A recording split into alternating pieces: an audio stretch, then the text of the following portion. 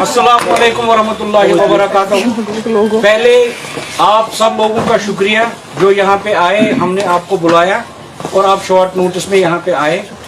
आज की जो ये प्रेस कॉन्फ्रेंस है, क्योंकि आप सभी को मालूम होगा, यहाँ के पूरी एडमिनिस्ट्रेशन को पता है कि जो हमारी टर्म थी 5 साल की वो कल ख़त्म हो रही है। हमने मुनासिब समझा कि आप लोगों का शुक्रिया अदा करें, क्योंकि आपने हर वक्त आपकी वसादत से लोगों तक हमारी बात पहुंची।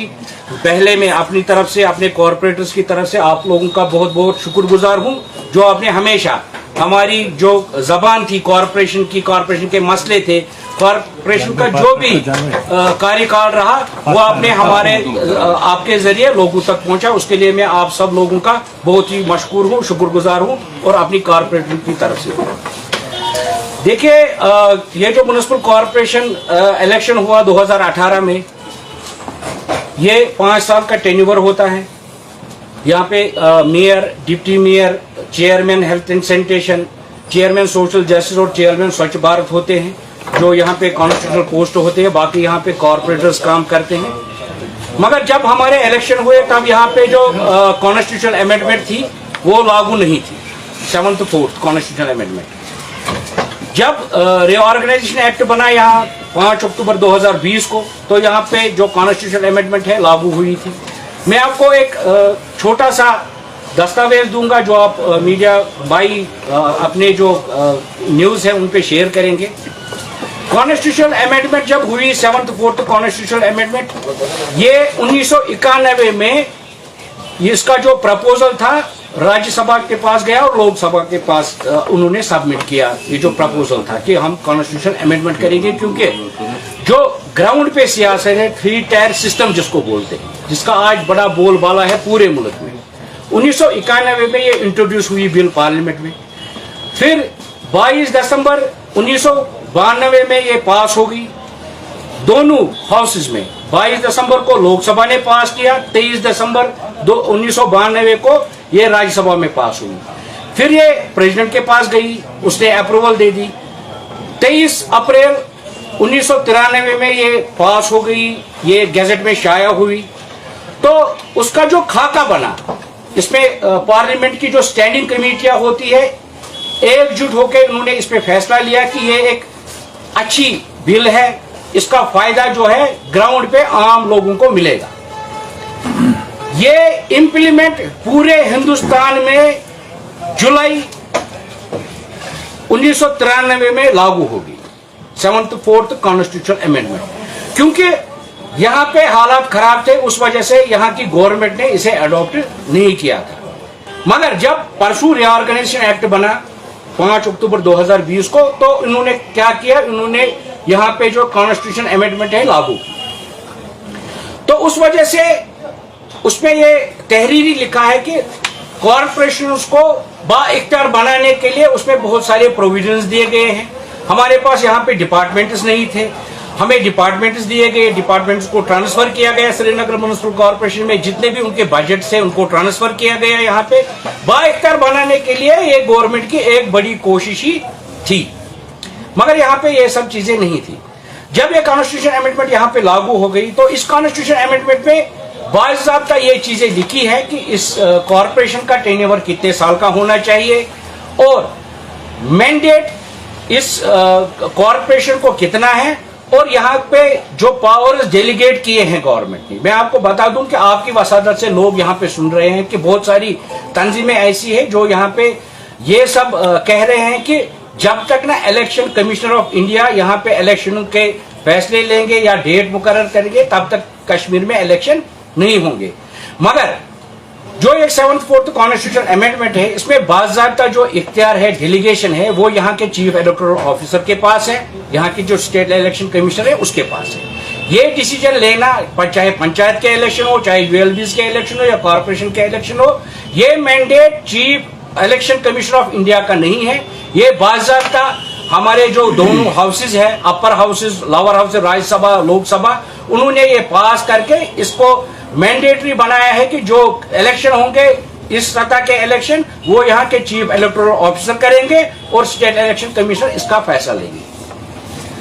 उसमें टेन्योर का लिखा है, टेन्योर 5 साल का होना चाहिए। उसमें बाज़ाब्ता ये लिखा है कि जो टेन्योर खत्म होने से पहले यहाँ पे mandatory 7th 4th constitution amendment में है कि वो मैंडेटरी यहाँ पे इलेक्शन करवाए।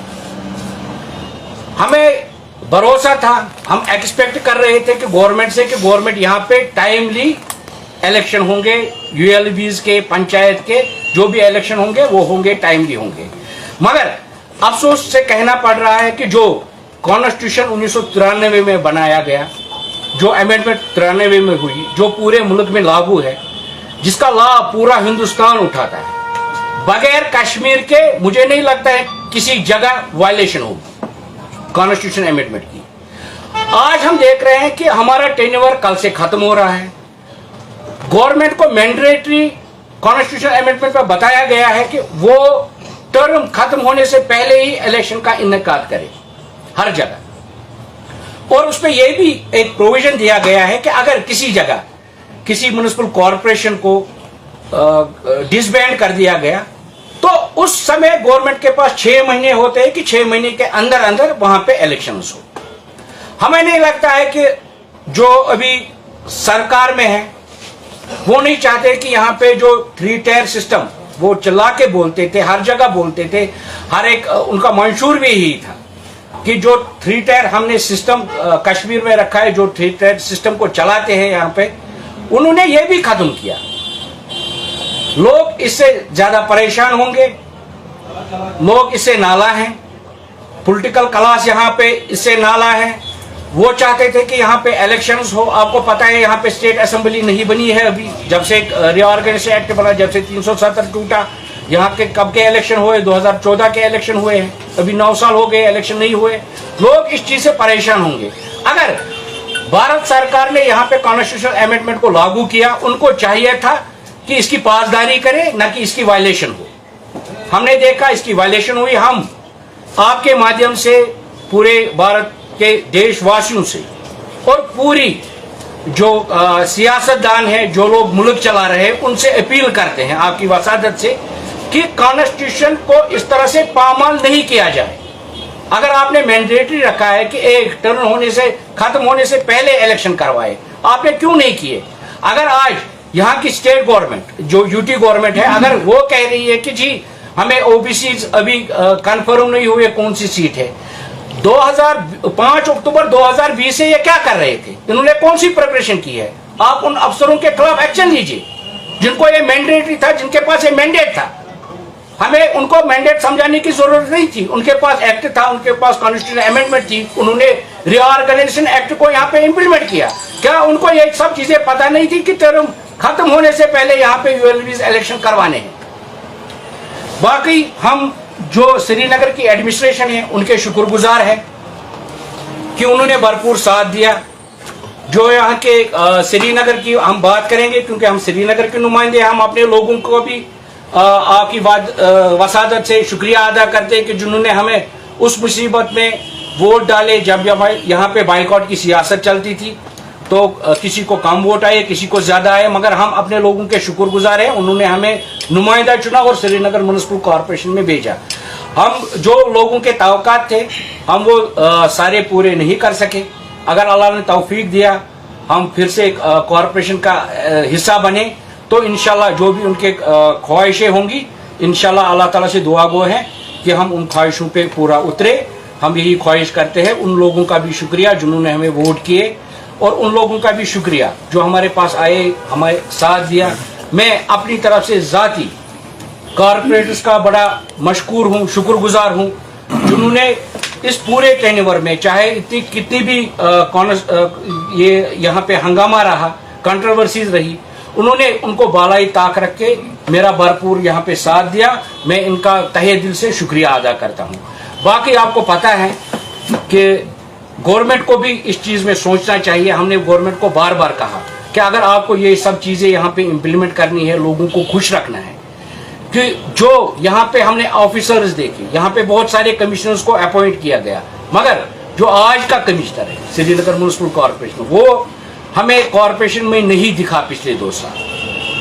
ये हम वजाहतन कह देते हैं कि गवर्नमेंट को ऐसी गलती दोबारा नहीं होनी चाहिए कि कॉरपोरेशन में ऐसे कमिश्नर को भेजा जाए। बाकी जो यहाँ पे लोअर स्टाफ है, जो भी जॉइंट कमिश्नर्स, यहाँ पे इंजीनियर्स है, उनने भरपूर साथ दिया कॉरपोरेटर्स का और कॉरपोरेशन को भी बखूबी चलाया जिसकी जिम्मेदारी कमिश्नर पे थी। मगर वो यहाँ पे बायस रहे, जो भी कॉरपोरेशन में इलेक्टेड नुमाइंदों के काम थे वो नहीं किए, वो ज्यादातर ऑफिस से गायब होते थे।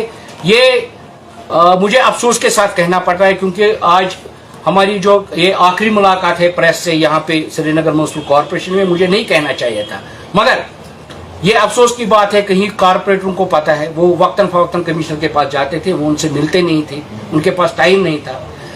गवर्नमेंट से भी इस्तदा करते हैं कि जब यहाँ पे आप कॉरपोरेशन का इलेक्शन हो, ऐसे अफसरों को कॉरपोरेशन में तैनात नहीं किया जाए। सर, काफी